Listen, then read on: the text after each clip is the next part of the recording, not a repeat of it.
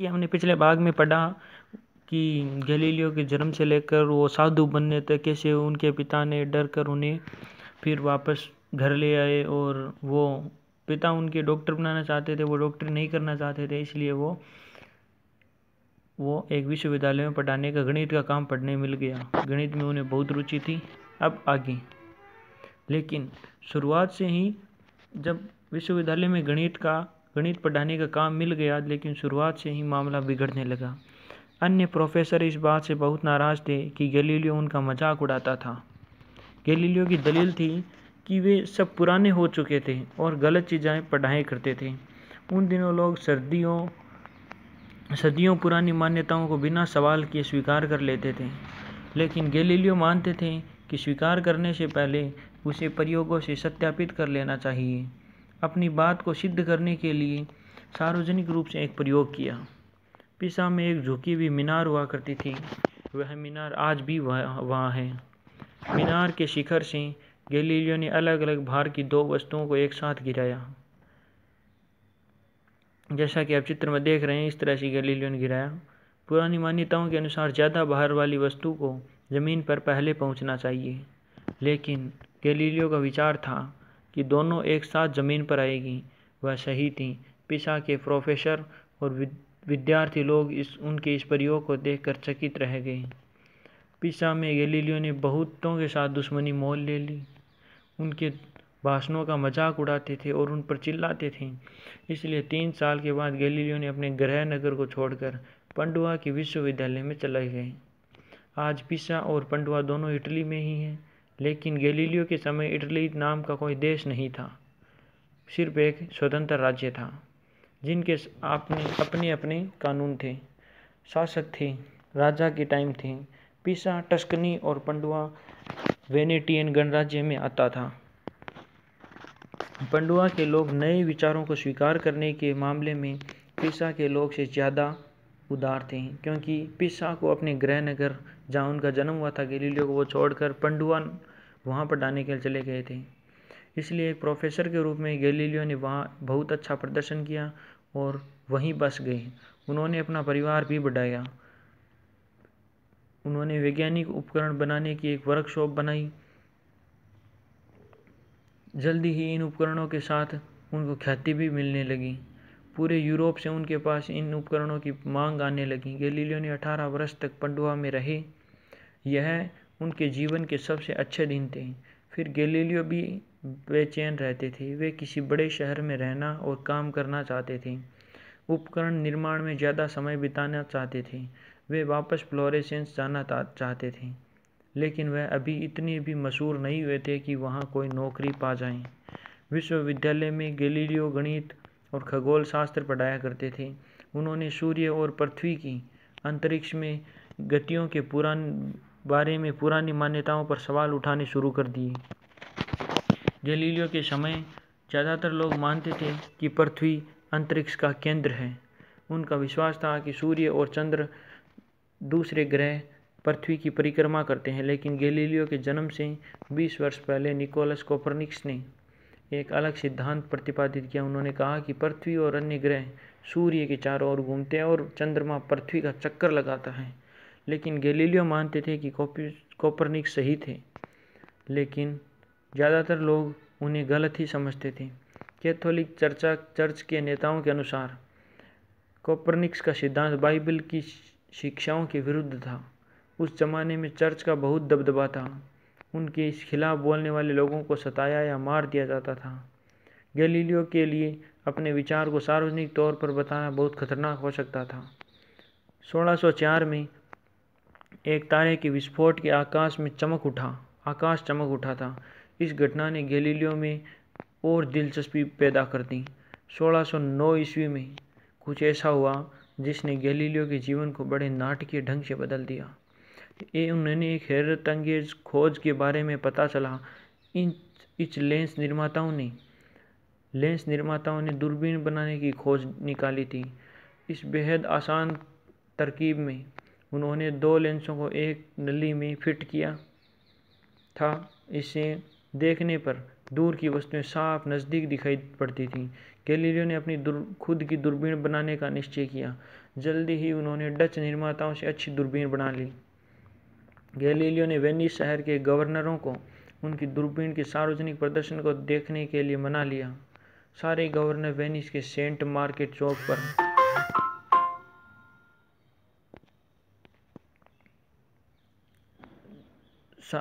घंटाघर के शिखर पर Venice market के चौक पर बने घंटाघर के शिखर पर जा पहुंचे।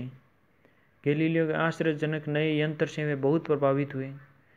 इसके जरिए वे 38 किलोमीटर दूर पंडुआ के चर्च को साफ साफ देख पा रहे थे। इसके अलावा भी उन्होंने दूर की कई चीज़ें देखी। यह दूरबीन हर चीज़ का 9 गुना बड़ा दिखा सकती थी। गैलीलियो ने अपनी दूरबीन वेनिस के शासक को भेंट में दी। बदले में उन्होंने बड़ी वेतन वृद्धि मिली और जीवन पर्यंत पडुआ में नौकरी का इनाम दिया गया। आखिरकार गैलीलियो का सचमुच बहुत मशहूर हो गए। गैलीलियो के टेलीस्कोप उस समय बाजार में मिलने वाले सबसे अच्छे उपकरण थे। उनके पास और ऑर्डरों का ढेर लग गया। उन दिनों सटीक लेंस बनाना बहुत कठिन था। गैलीलियो के मानक बहुत ऊंचे थे। जब तक उन्हें पूरी तसल्ली नहीं हो जाती वह किसी भी टेलीस्कोप को बेचते नहीं थे। एक रात जब अवकाश साफ था, उन्होंने अपने सपने अच्छे टेलीस्कोप को उठाया। सबसे अच्छे टेलीस्कोप को उठाया। इस यंत्र की क्षमता 30 गुना बड़ा करने की थी। उन्होंने इस टेलीस्कोप को आकाश की ओर मोड़ दिया। गैलीलियो ने जो कुछ देखा उससे उनकी आंखें फटी की फटी रह गईं। जो कुछ उन्होंने देखा वह बिल्कुल नया था, ऐसा जो नंगी आंखों से नहीं देखा जा सकता। सबसे पहले गैलीलियो ने जिस चीज़ को देखा वह था चंद्रमा। इस नज़ारे ने उन्हें हैरत में डाल दिया। सदियों से लोग समझते थे कि चंद्रमा की सतह पूरी तरह चिकनी है। दूरबीन से देखने पर गैलीलियो को उसमें मौजूद विशालकाय गड्ढे और पहाड़ दिखाई दिए। चंद्रमा की सतह खुरदरी और असमान थी। गैलीलियो जानते थे कि उनकी ये खोज किसी डायनामाइट से कम विस्फोटक नहीं है। ये एक वैज्ञानिक क्रांति को जन्म दे सकती है। वह अपने टेलीस्कोप की मदद से साबित कर सकते थे कि उनके वैज्ञानिक विचार सही हैं। अब उन्हें पुरातनपंथी प्रोफेसर उन्हें गलत नहीं ठहराएंगे। पूरे आकाश में गैलीलियो ने उन अनगिनत तारों को देखा जो बिना टेलीस्कोप के नंगी आंखों से भी दिखाई देते थे। उन्होंने बड़ी सावधानी से अपने अवलोकन की और कई चित्र बनाए। यह बेहद रोमांचक अनुभव था। इसके बाद उन्होंने क्या देखा कि जनवरी 1610 में अपने जीवन की सबसे बड़ी खोज की। बृहस्पति ग्रह को देखते हुए उन्होंने पाया कि वह 3 छोटे छोटे तारों की सिद्ध में यह एक संयोग भी हो सकता है। अगली रात वे तीनों तारे वहीं थे, लेकिन अब उनकी जगह बदल चुकी थी। गैलीलियो ने कई रातों तक बृहस्पति का अवलोकन करते रहे। किसी रात उन्हें 3 की जगह 4 तारे दिखाई दिए। उनका पैटर्न हर बार बदला हुआ नजर आता था और कभी कभी ऐसा भी होता कि उनमें से एक भी नज़र नहीं आता था, लेकिन यह तय था कि 4 छोटे छोटे तारे बृहस्पति का अनुसरण कर रहे हैं। इसकी एक ही व्याख्या हो सकती थी, बृहस्पति के चंद्रमा इसका चक्कर काट रहे थे। जब वे दिखाई नहीं देते थे तब वे निश्चय ही बृहस्पति के पीछे की ओर मौजूद होते होंगे। गैलीलियो सभी को दूरबीन के आश्चर्यों से परिचित करना चाहते थे। कुछ ही हफ्तों के भीतर उन्होंने एक किताब लिख डाली जिसका नाम था नक्षत्र दूत, इंग्लिश में द स्टारी मैसेंजर। जैसा कि उन्हें उम्मीद थी, किताब ने हलचल मचा दी। लेकिन कुछ लोगों ने कहा कि सब कुछ गढ़ा हुआ है, उनके दुश्मन जल भून गए। गैलीलियो जिस तरह अपनी बात रखते थे उससे लोग अक्सर नाराज हो जाते थे। वह जो सोचते थे उसे बोल देते थे और उनके पास यह देखने का समय नहीं होता था कि कौन उससे असहमत था और कौन उससे सहमत होगा। उनके दोस्तों ने उन्हें आगाह किया कि अगर वह वापस टस्कनी गए तो विश्वविद्यालय और चर्च उनके पुराने दुश्मनों से उन्हें खतरा हो सकता है। लेकिन गैलीलियो अड़े हुए थे और उन्होंने चेतावनियों पर ध्यान नहीं दिया। उनके पास घर लौटकर नौकरी पाने की एक योजना थी। अब वह वास्तव में मशहूर थे और उन्हें लगता था कि कोई उन्हें छू नहीं सकता। टस्कनी के बड़े ड्यूक का पारिवारिक नाम मेडिसी था, इसलिए गैलीलियो ने उनके खोजे हुए बृहस्पति के चारों ओर चंद्रमाओं का नामकरण मेडिसन स्टार रखने का निश्चय किया। आज हम गैलीलियन मून कहते हैं, जिसमें शामिल है लो, यूरोपा, गैनीमेडी और कैलिस्टो। तरकीब काम कर गई। बड़ा ड्यूक बहुत खुश हुआ और उसने गैलीलियो को अपनी निजी दार्शनिक और गणितज्ञ नियुक्त कर लिया। इस तरह गैलीलियो ने फ्लोरेंस में रहने चले गए। लेकिन अब भी बहुत से लोग गैलीलियो के निष्कर्षों पर भरोसा नहीं करते थे, इसलिए अगले 1611 में उन्होंने रोम जाने का निश्चय किया। वहाँ वह अपनी दूरबीन को उस समय के सबसे ताकतवर और महत्वपूर्ण वैज्ञानिकों को दिखाना चाहते थे। गैलीलियो के लिए वह विजय यात्रा साबित हुई। अपने भव्य व्यक्तित्व और भाषण कला से उन्होंने दर्शकों को अपने नए व हैरत अंगेज यंत्र और उसकी खूबियों को देखने के लिए बांधे रखा। जहाँ भी वह गए, एक सम्मानीय अतिथि के रूप में उनका स्वागत किया गया। उन्होंने पोप पॉल पंचम के सामने भी प्रदर्शन किया, जो उनकी बहुत बड़ी सफलता थी। गैलीलियो बहुत प्रसन्न थे। आखिरकार उन्होंने यह बताने की संभावनाएं दिखाई देने लगी कि पृथ्वी व अन्य ग्रह सूर्य के चारों ओर घूमते हैं, जैसा कि कोपरनिकस कहते थे। लेकिन वह अपने दुश्मनों को भूल गए थे। वे बुरी तरह जल भून रहे थे, क्योंकि बड़े ड्यूक ने मेहरबान होकर उन्हें भारी वेतन देना मंजूर किया था। दुश्मनों ने उनके कुछ विचारों की सार्वजनिक तौर पर आलोचना करनी शुरू कर दी। गुप्त रूप से उन्होंने गैलीलियो को गिराने के लिए योजना बनानी भी शुरू कर दी। अपने आलोचकों से वह जितना बहस करते थे, उतना ही ज़्यादा उनके बुने जाल में फंसते चले गए। गैलीलियो के लिए स्थितियाँ बद से बदतर होती जा रही थी। 1614 में एक पादरी ने उनकी और पृथ्वी के द्वारा सूर्य की परिक्रमा करने के उनके विचार की कड़ी भर्त्सना की। गैलीलियो के दोस्त परिस्थिति की गंभीरता को समझते थे। उन्होंने उनसे खामोश रहने और आगे न आने का आग्रह किया। गैलीलियो इस बात से परेशान हुए कि बीमार पड़ गए। इसके बावजूद वह दोस्तों की सलाह को मानने को राजी नहीं हुए। अपने नज़रिए पर बहस करने का पक्का इरादा कर वह रोम चले गए। अब वह चर्च के अधिकारियों को तय करना था